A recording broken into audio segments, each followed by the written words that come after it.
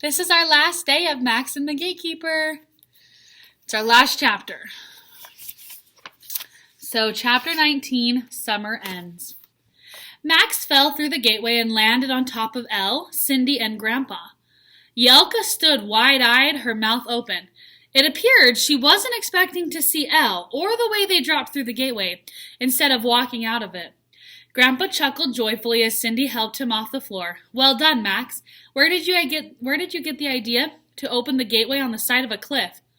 On the side of the... Yelka stammered. I thought, where can I open it so we can go through it without them stopping us, Max replied. Yelka, did you realize where you placed the gateway, Grandpa beamed. No, but I thought those coordinates were strange, Yelka responded with a confused expression. Can I ask who that creature is? This is Elle. Cindy rubbed Elle's giant head. He helped me survive in the jungle and then brought Grandpa and Max to me. He communicates by touch, Max added. Come, Yelka, Cindy smiled. Touch his head. Yelka checked with Grandpa, who gave her a nod. She then stepped to Elle and placed her hand on his head. Oh my, she uttered after a few minutes. They spent the next hour mending Grandpa's broken arm and Elle's wounded leg. Grandpa suggested moving Elle to Yelka's world where she could keep an eye on him until they find a more suitable world. Yelka agreed wholeheartedly. They all traveled to Yelka's world to introduce Elle to his new home. They showed him where Yelka lived and where to find water. After Cindy informed them that Elle was an omnivore, which means they eat plants and meat, Yelka led Elle to the spot where wild fruits grew in abundance. When the time to say goodbye arrived, Cindy petted Elle's head with moist eyes. You will always be my friend. Elle responded, Come see me whenever you can. Cindy said, I will, I promise. Then Max and Grandpa took their turns saying goodbye. They also agreed to visit Elle often. Elle followed them back to the gateway and watched them leave. Yelka accompanied them back to Grandpa's house so she could help them deal with Cindy's mom and dad. They discussed what to do about Cindy's parents as they ate dinner. She couldn't just pop up after being gone for days and not have a story. And they didn't need to worry about the police because they had been involved in her disappearance. And so were currently not waiting near Cindy's house. Finally, they decided honesty was the best choice. This war affects everyone. We need all the help we can get, Grandpa stated. Later that evening, they went to Cindy's parents and explained everything in great detail. It was a roller coaster of emotions. Cindy's parents were elated. She was back, angry with the sheriff and Alan, and shocked by the story. It wasn't until Cindy demonstrated some magic and Grandpa showed them the gateway that they were convinced. Her parents' last reaction surprised Max the most. He was expecting them to forbid Cindy from seeing him again. Instead, they offered to help because they, too, had been feeling something dark and mysterious connected with the town. They desired the ability to protect themselves and demanded to be involved.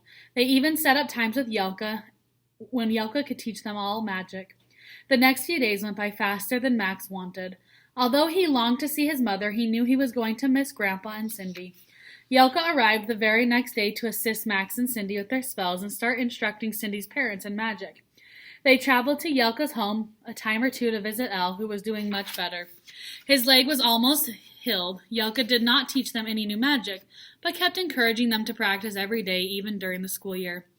Now that they no longer had a weapons teacher, Grandpa asked Alec to instruct Max and Cindy in math and science. They thought his lessons were boring in comparison to magic and weaponry, but Grandpa kept insisting that Alec's instructions were just as important. Everything in the universe is governed by mathematical principles, he would say. Grandpa also had them work on the things Marco had taught them. Max showed Cindy the sword techniques Marco had given him, while her parents had forbidden her to come over. Max did miss Marco, at least the good side of Marco he had known and trusted. He thought they were friends, and Marco's betrayal hurt. Max and Grandpa repaired all the broken windows and painted over all the graffiti on the outside of the house. The place finally looked better than the day Max arrived. Max dreaded the day that he would have to leave. He wondered what Cindy would do without him. She would have to go to school with no friends and everyone, including the teacher, against her. The thought that she might flunk because of a biased teacher crossed his mind several times.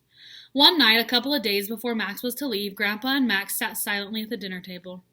Grandpa had prepared spaghetti and meatballs, but neither one of them had much of an appetite. Grandpa, Max broke the silence. Yes, Grandpa glanced up. Did you worry that Marco was a traitor?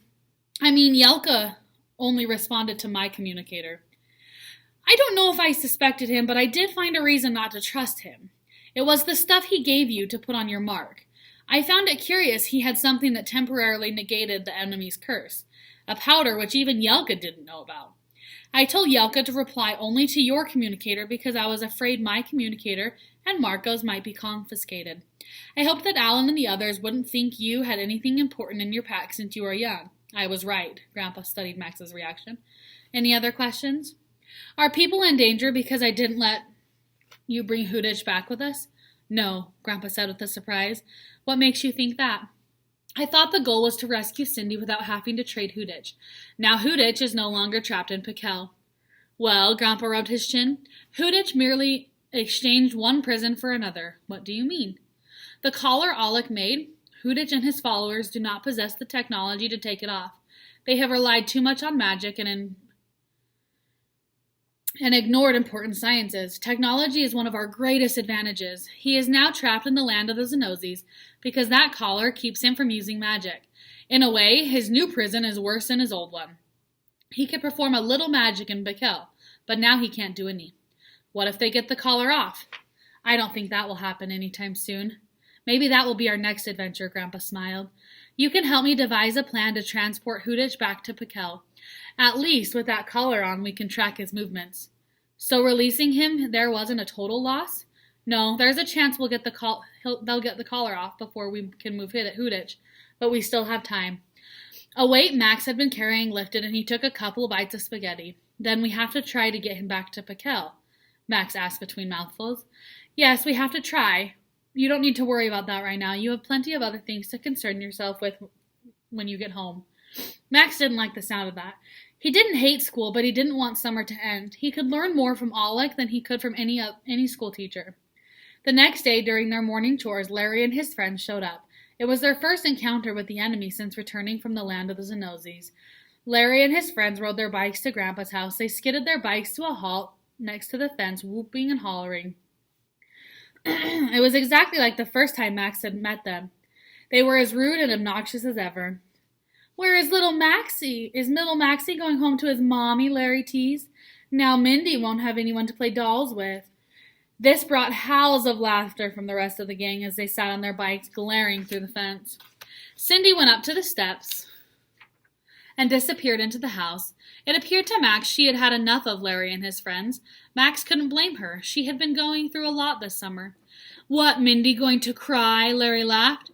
Grandpa and Max continued to work, ignoring Larry and his friends. I'm proud of you, Grandpa whispered. Thanks, Max said. Why? For not letting that hot-aired buffoon get to you. I figure he isn't worth it. Larry and his friends kept yelling rude comments. Not getting the response they hoped for, they gave up. As they turned to leave, Cindy was suddenly standing next to Larry. What do you want? Larry puffed out his chest. Grandpa and Max stopped to watch what was happening. Neither of them saw how Cindy got there, but she was right next to Larry. Max's adrenaline started punching and as if he was ready to act if Larry did anything. To make sure Grandpa didn't lie, Cindy said with a smile. What's that supposed to mean? Larry looked at his friends. This. Cindy punched Larry as hard as she could in the nose, breaking it. Larry went down crying and bleeding while Cindy faced down the others. When they registered the expression on Cindy's face, they all pedaled down the street. Larry cowered away, holding his nose in one hand and dragging his bike with the other. Once he was out of Cindy's reach, he got on his bike and rode away. Cindy noticed Max and Grandpa staring at her. She meandered through the gate and rejoined them, picking up weeds. Where did that come from? Max said. Oh, I didn't want Grandpa to be a liar, Cindy shrugged her shoulders.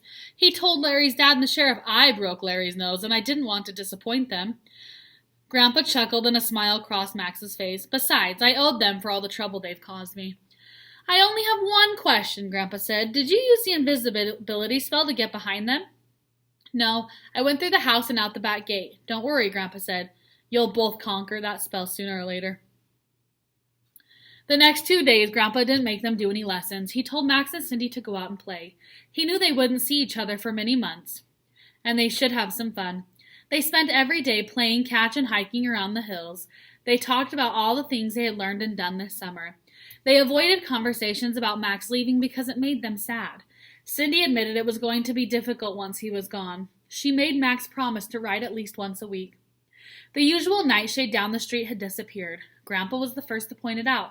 They decided the enemy must be busy trying to get the collar off Hootich. Grandpa conceded the drawback to Hootich not being in Piquel was he had contact with his followers again. No one could reach him in Piquel, but now he was in the land of the Zanozis. Hootich could once again be involved with the enemy's plans. On the night before Max's departure, Grandpa entered his room and sat on the edge of his bed. Max didn't feel like sleeping and was happy to see his grandfather. Max was a sea of emotions. One minute he was excited to be going home to see his mother, and the next he was sad because he would miss Grandpa, Cindy, and the others. Max, Grandpa said. Yes? I want you to promise me you will only use magic for self-defense or when you are practicing. There are enemies out there who will be drawn to any magical activity. I promise. I also want you to study hard in school. All the magical talent in the world and all the defensive training won't make up for a poor education. Oh, where was I? The lights just went off. I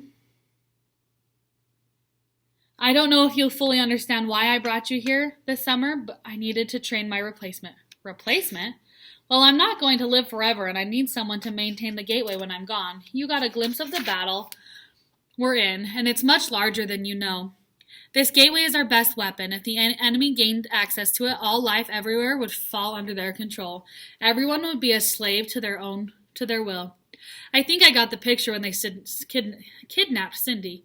Yes, they want power and will do anything to get it. It's my job to make sure they don't get it, and will be your responsibility one day. I understand. I want to make sure you do. I need you, and so do all of the good people everywhere. I know I kind of trust a lot on you, but you are my last hope, and I wish I had other options. Don't worry, Grandpa, I will not let you down. I know, and last but not least, I wanted you to know how proud I am of you. Grandpa became a little misty. You showed great character this summer. You were brave, courageous, ingenious. If it wasn't for your quick thinking, a lot of things could have gone wrong. If Hootich had escaped without that collar, we would all pay a heavy price. Max didn't know what to say.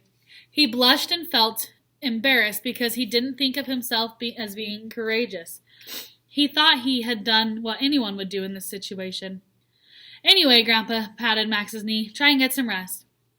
Max's last day dawned, leaving him feeling exhausted. He hadn't slept well. Cindy came over before breakfast, and Max could tell she was sad. He tried to act as if it were any other day and didn't bring up the fact he was leaving. Yelka showed up soon after breakfast, but she didn't stay long. She lectured Max about practicing his spells secretly and how she expected him to be better next summer. When it was time to leave, they began the long walk down to the bus station. His departure was a lot different than his arrival. No one dressed in black followed him, and there wasn't any chanting. None of them spoke. They arrived at the bus stop 15 minutes before it was time to board. Do you have everything? Grandpa asked. Yes. Max couldn't find anything to say. He was going to miss them, and he felt bad for Cindy. He had friends back home. Cindy didn't have any friends here. They sat without speaking, letting the minutes slip away. Max gave Grandpa a hug and told him goodbye. He wanted to hug Cindy, but hadn't decided if he should when she initiated it. She squeezed him so tight he couldn't breathe. Remember, you promised to write me every week, she said. I will. You need to get going, Grandpa urged. Don't worry about Cindy. I will keep an eye on her. And I'll look after him, Cindy pointed to Grandpa. Max chose a seat where he could watch them as the bus pulled away. They waved frantically as he left, and then it hit him. He probably wouldn't see them for the duration of the school year. He didn't know if he would visit during holidays or not. Suddenly he had a sad thought. He just had the most exciting summer of his life, and he couldn't tell anyone about it. He finally had an interesting topic for the required school essay. What I did on my summer vacation, and he couldn't write a word of it. I guess I'll have to make it up as usual. The end. Bye, guys.